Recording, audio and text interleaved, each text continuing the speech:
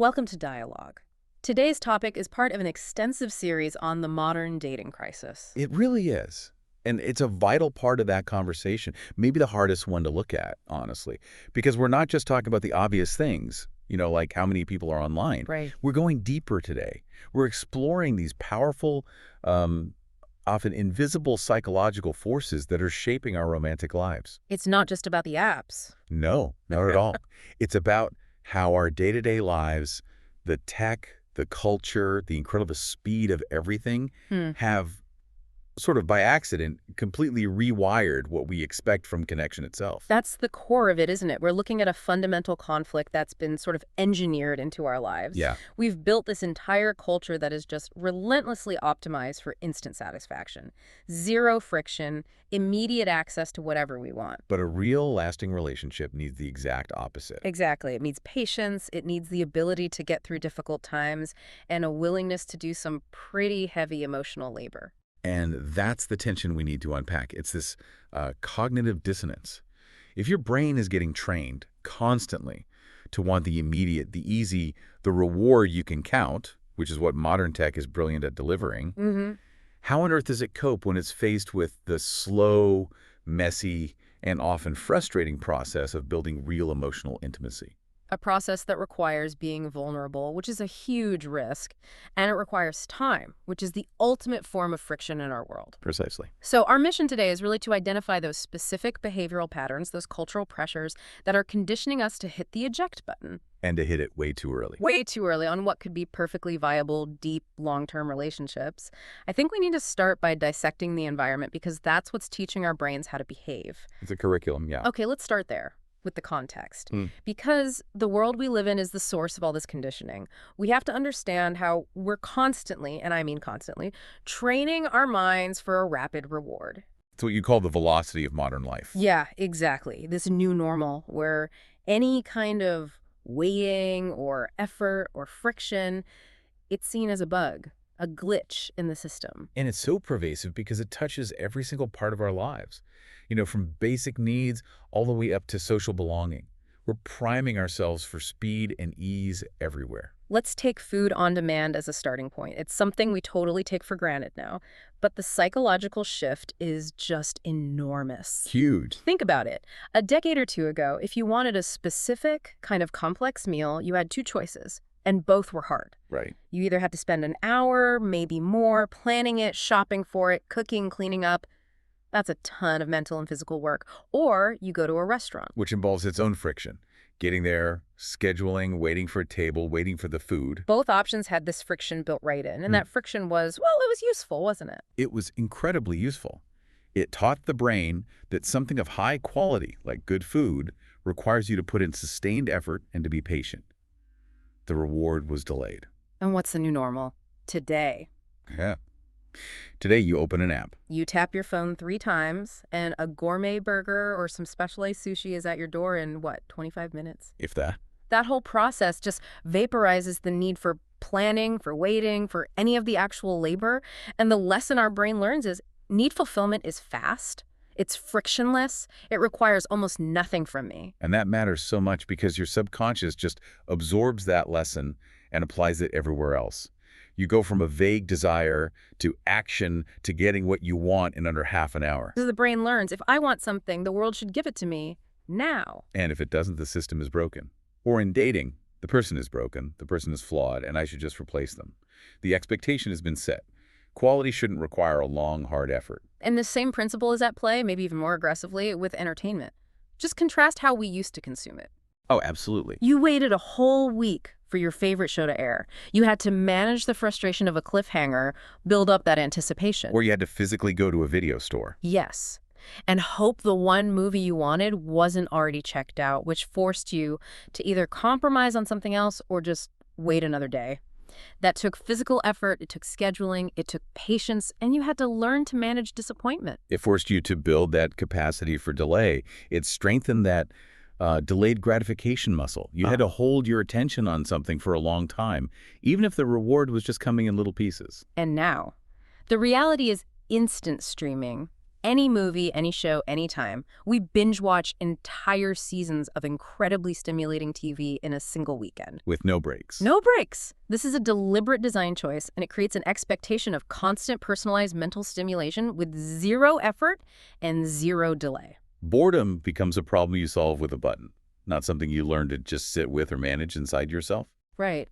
And that constant, immediate availability of stimulation, that leads right into the whole attention economy, which adds this really powerful layer of instant social validation on top of everything. It's the next logical step. For sure. I mean, social media creates this incredibly efficient, immediate validation loop. You post something, a thought, a photo, and within seconds, you get likes, shares, comments. Instant, quantifiable, external proof that you matter. It's a rapid dopamine hit. So your brain gets trained to look for outside confirmation that you're valuable or interesting, and it gets that confirmation at a speed that's just unprecedented in human history. And we should probably touch on the technical side of that reward cycle for a second.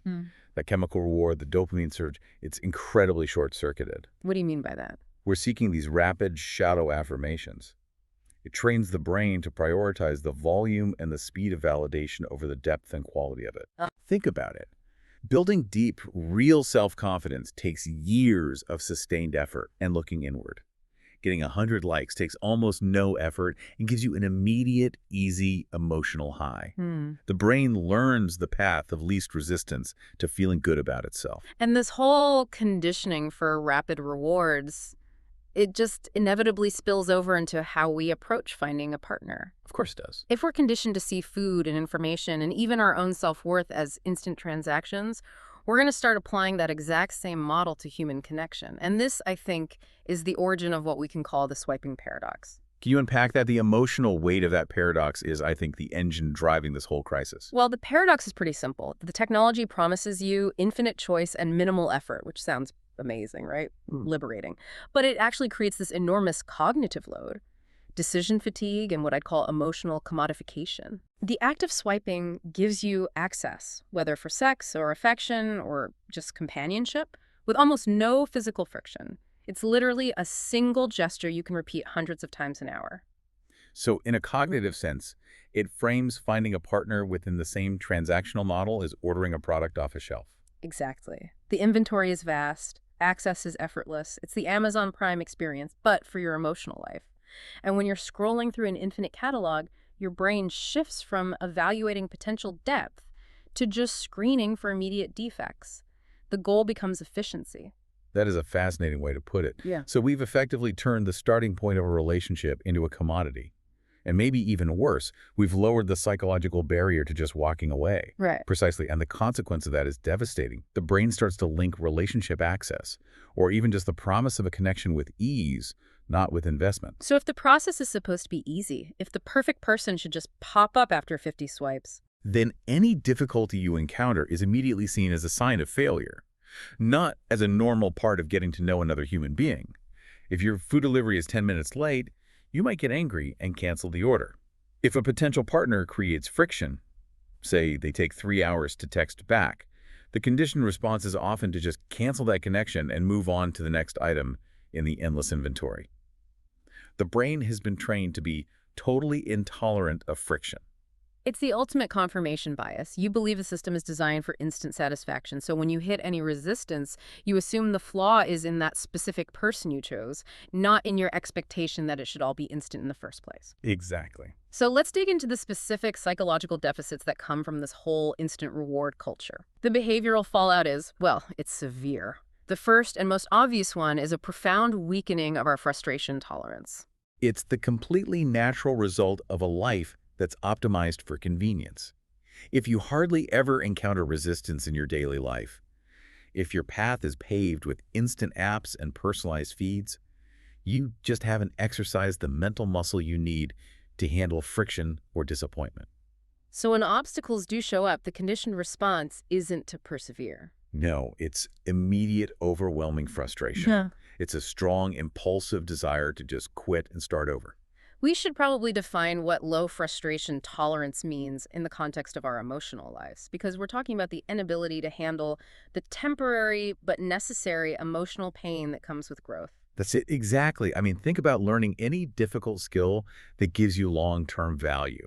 Let's say you decide to learn a complex language or master a musical instrument. Or even run a marathon. Right. You know from day one that you're going to spend months, maybe years, managing frustration. You're going to hit plateaus. You're going to make endless mistakes. And that sustained effort, that management of negative feelings, that's the price of admission for the big, valuable reward at the end. But the mind that's been conditioned by instant gratification, it really struggles when the relationship reward, that deep sense of belonging or perfect understanding, isn't delivered right away. And you see this play out in very specific ways in early dating. Can you give an example? Sure. Imagine a couple, they're 2 or 3 dates in. They discover a significant, but probably negotiable difference in their life goals. Maybe one person is a die-hard city dweller, and the other sees themselves moving to the country in 5 years. Okay. A healthy, frustration-tolerant mind sees that as a complex problem to solve over time. It requires discussion, compromise. But the low-tolerance dating mind, it immediately sees that difference as a fatal flaw, a critical incompatibility. A deal breaker. Instant deal breaker. The frustration level spikes, and that leads to a hard stop on the connection, even if the emotional chemistry was amazing. Why spend energy negotiating friction when the next swipe promises a frictionless path? It's kind of tragic because, really, the only things worth having in life often require you to manage that frustration. And this connects directly to the erosion of emotional patience, especially when things are ambiguous. Oh, ambiguity is the killer. Relationships, by their very nature, are messy. They're ambiguous. They're not linear. Right. Emotional intimacy doesn't progress like a file download with a nice little percentage bar. It's slow. It requires you to be vulnerable. It involves being exposed to another person's flaws and complexities. You don't get the perfect, finished partner on day one. You get a human being who is just as messy as you are. And the speed-trained mind finds that ambiguity just unbearable. It craves immediate clarity. It needs certainty now.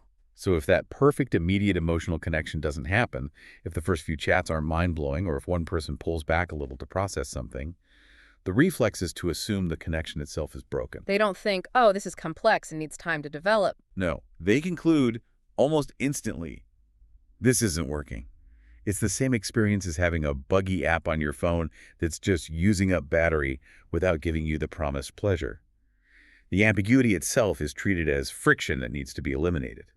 And this ties right into the difficulty with delayed gratification, which I think is the one muscle our modern world has actively starved until it's basically atrophied. It is the total opposite of modern convenience. Yeah.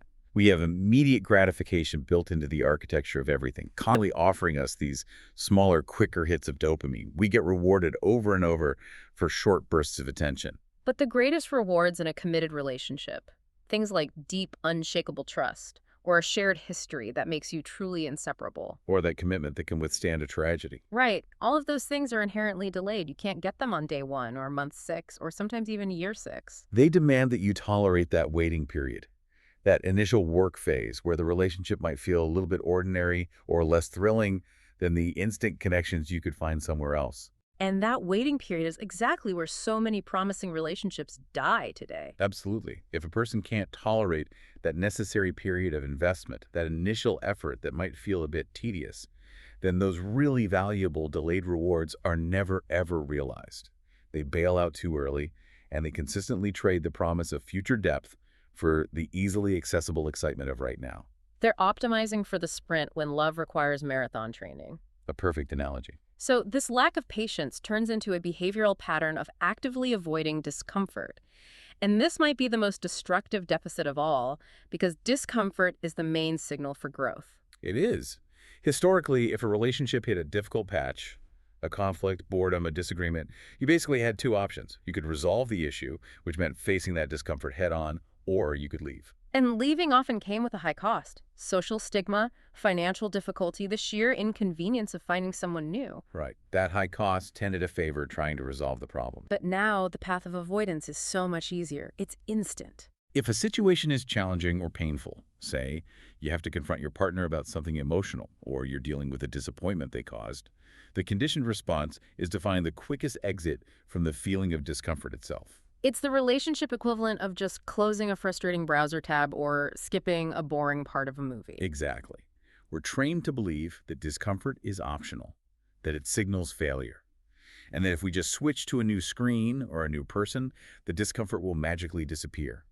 And that just trains us out of the essential skill of conflict resolution. So we've learned to optimize our lives for comfort and short-term emotional stability, even if it means sacrificing the long-term value and resilience that only comes from facing uncomfortable truths. We have. This is the point where that cultural programming just smashes into the wall of reality.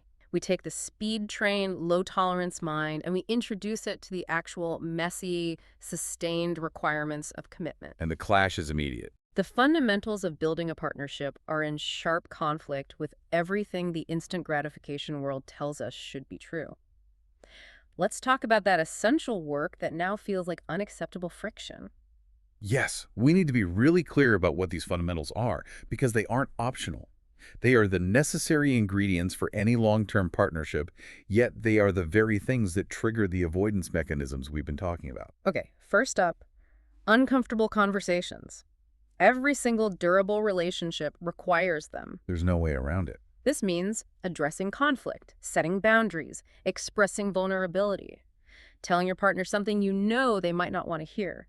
These are moments that are guaranteed to trigger discomfort, anxiety, awkwardness. And they require emotional maturity. They require a willingness to lean into that pain, which, again, our culture has trained us to run from, not engage with. If you're used to just closing the screen the second you feel bad in the rest of your life, why would you sit still when your partner tells you they have an unmet need that requires you to change your behavior? It's a profound irony, isn't it?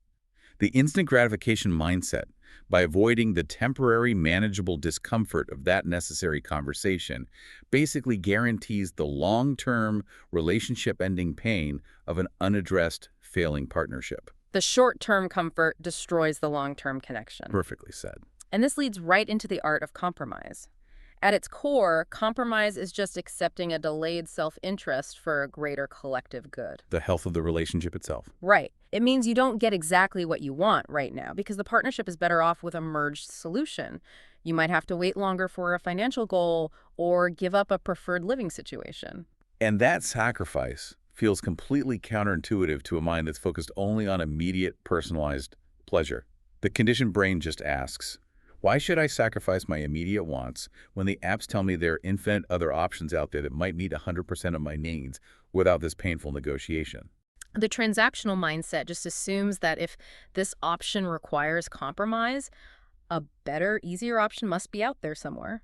So compromise, which is the heart of interdependence, is seen as an unnecessary cost. You're not in the system. And finally, emotional endurance. I think this is the big one. This is what separates the lasting connections from the fleeting ones. Long-term relationships demand that you weather storms. They demand that you survive periods where the reward, the novelty, the excitement, the high of the honeymoon phase is low, or maybe even gone completely for a while. Because life happens. Stress from work, the burden of a family illness, financial problems, or just the daily routine that replaces that early excitement. That endurance, that commitment to stay when things are boring or tough is the absolute opposite of the instant swap mentality. It requires sitting in that discomfort and trusting that the deeper value of the partnership is going to sustain you both through a low reward period. It does. So when we put all this together, the key finding really starts to emerge. In a world trained for instant gratification, commitment just feels slow. And because it feels slow, it feels costly. Absolutely. The perception is just fundamentally skewed by the speed of our technology. We're used to software scaling instantly, to companies delivering results immediately. A relationship isn't a tech startup. It scales slowly. It requires time and sustained effort to reach any meaningful depth. And when that effort is required, it's seen as this unacceptable cost because the immediate availability of quick pleasure has set this expectation that effort should be optional.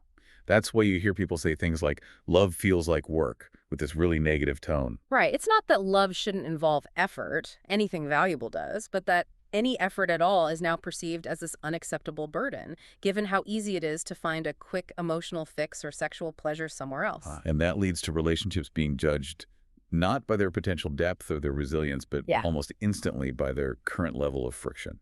If the friction is high, even if that friction is just the normal process of two complex humans figuring out how to live together, the relationship is deemed defective and it's thrown away. The threshold for what counts as too much work has plummeted, which means most relationships are failing right at the moment they're entering the phase where true depth could actually begin.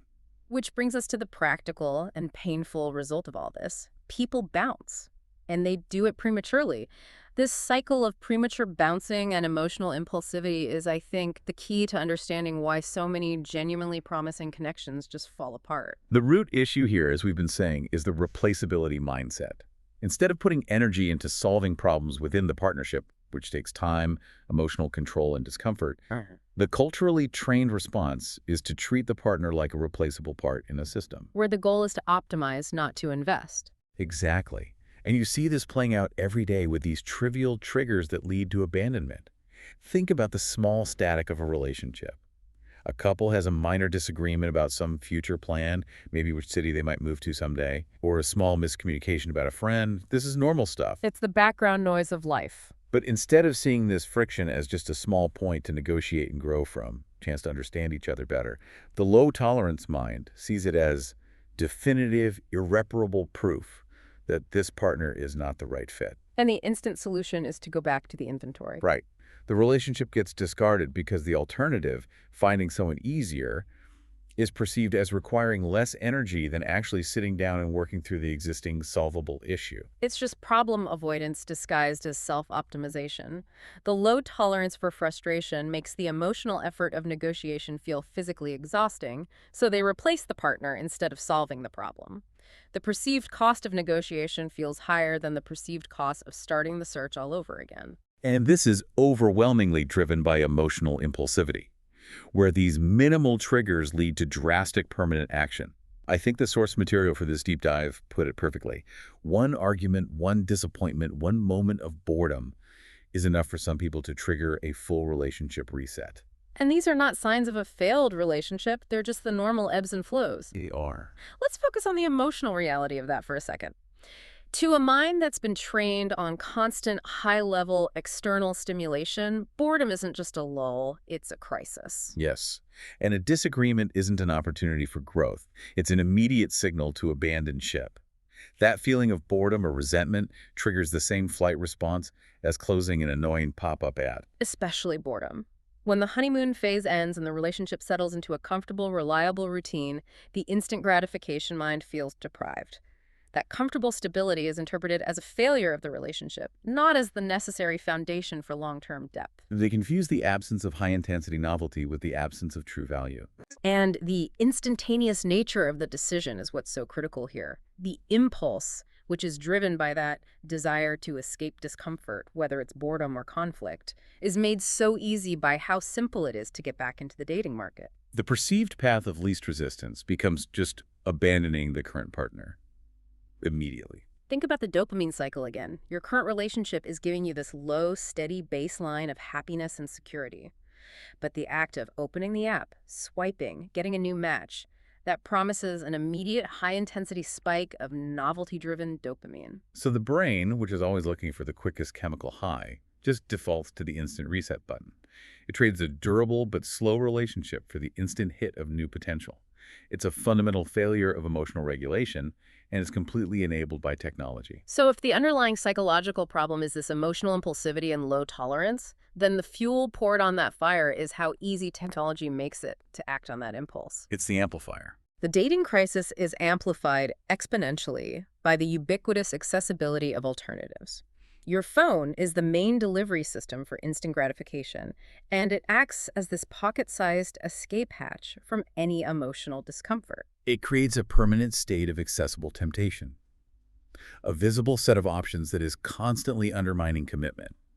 If you're bored or you're angry at your partner because they didn't take out the trash, the barrier to exploring other options or even just checking to see if someone better is available has dropped to basically zero.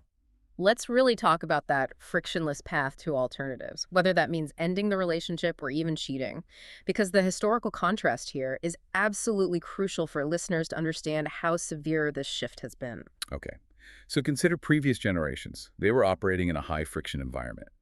If someone in a committed relationship felt bored or resentful or had an impulse to look elsewhere, acting on that impulse took a significant amount of physical effort, planning, and discretion. And it carried a very high degree of personal and social risk. Immense risk. And that friction acted as a huge natural barrier against a minor impulse, right? Oh, absolutely. You had to actively seek someone out. That meant leaving your house, going to a bar, making sustained eye contact, maybe getting a new phone number. It required a deliberate decision and sustained effort over days or weeks. A momentary feeling of frustration on a Tuesday night wasn't enough to push someone into that high friction scenario. The impulse had time to fade. The effort and the risk involved meant that only a deeply motivated or premeditated decision would actually lead to action. The high bar forced your rational brain to potentially override your temporary emotional state. You were highly unlikely to blow up your entire life on a whim. But the modern accessibility just completely changes that equation. It makes the effort and risk almost negligible. Today, accessing alternatives, whether that's opening a dating app and instantly lining up 3 new dates or starting a conversation with someone for the purpose of infidelity, it just requires picking up your phone and tapping a few times. The physical and emotional friction needed to act impulsively has dropped to almost zero. There's no planning required, no travel, and often very little immediate social risk in sending a text or opening an app. And the analysis there is kind of chilling. This low friction encourages our emotional impulsivity to just override our rational assessment at the most sensitive moments. Yes, a momentary flare of resentment or boredom, which is totally normal in any long-term relationship, no longer has to wait for cooler heads to prevail. It can be instantly channeled into immediate action, turning a passing emotion into a permanent relationship-ending decision. And that low barrier to entry means the pool of alternatives isn't just theoretically available, it's visibly available. It's constantly reminding a committed person that they always have an easy exit strategy. And that visibility makes the hard work of solving problems feel truly optional. And in a way, it makes it feel actively foolish. Why struggle through a conflict when the promise of a frictionless fresh start is literally in your pocket? The ultimate consequence is that we're prioritizing the chemical relief of an instant solution over the enduring value of a durable, hard-won connection. We're being trained to be consumers of connection, not co-creators of a partnership. So to summarize our deep dive, the modern dating crisis is profoundly rooted in a core conflict. We are culturally conditioned by our technology and our environment for instant reward, for speed, and for comfort.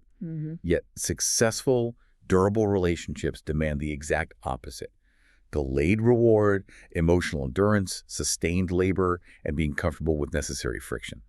Until we can recognize these powerful conditioning forces and really acknowledge that we're fighting an engineered tendency towards impatience and impulsivity. The reflex to choose the quick escape over conscious patience and problem solving is just going to keep derailing potentially great partnerships. It will. And that recognition is the first massive step. Which leads to a final thought for you, the listener, to consider. If your goal isn't just finding a partner, but successfully building a durable, deeply satisfying relationship, one that's defined by resilience, you have to start fighting the conditioning. You have to retrain your brain. Right. So what specific daily habits, completely outside of dating itself, could you consciously adopt to rebuild your capacity for delayed gratification and emotional patience? Maybe it's turning off notifications for non-essential apps, or taking on a project that requires sustained, uncomfortable effort over months, or even just intentionally introducing the constructive friction of wading back into your life. It's about retraining the brain for endurance and proving to yourself daily that the greatest rewards really do require the greatest delay. If you enjoyed this conversation, please like, subscribe, and share this video. Also, let us know in the comments what really stood out to you in this conversation and if there's any related topic or new topic that you would like covered in a future video.